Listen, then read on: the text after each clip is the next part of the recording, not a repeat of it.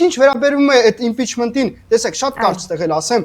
impeachment-ը շատ կարևոր է եւ ինքը հնարավոր է իրականացնել այդ impeachment-ը։ Գլխավոր խնդիրը ինչու՞մ է։ Երկու ընդդիմադիր քաղաքական ուժերը չեն կարողանում կոնսենսուսի գալ, թե ում պետք է իրենք առաջարկեն որպես վարչապետ։ Շատ լավ, չեք կարողանում կոնսենսուսի գալ, ես եմ ձեզ առաջարկում, որ դուք Սամվել Կարապետյանին որպես կոնսենսուսային առաջարկ նախատեսեք եւ քննարկեք այս հարցը։ Քննարկեք գոնե։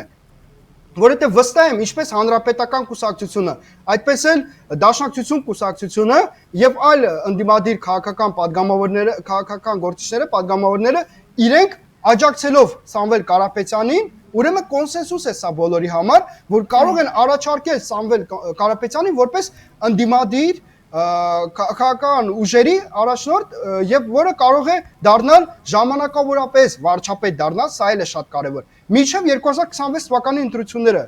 Սա է ձեր ելք։ Եթե չեք կարողանում կոնսենսուսի գալ, ապա ձեզ ելքը եկավ, մոտեցավ դες դռների մոտ, բացեք ուղակի դուռը, այդ ելքը վերցրեք եւ կյանքի կոչեք։ Եվ ի վերջո մենք դուրս գանք այս իրավիճակից, որում 7-8 տարի արդեն գտնվում ենք։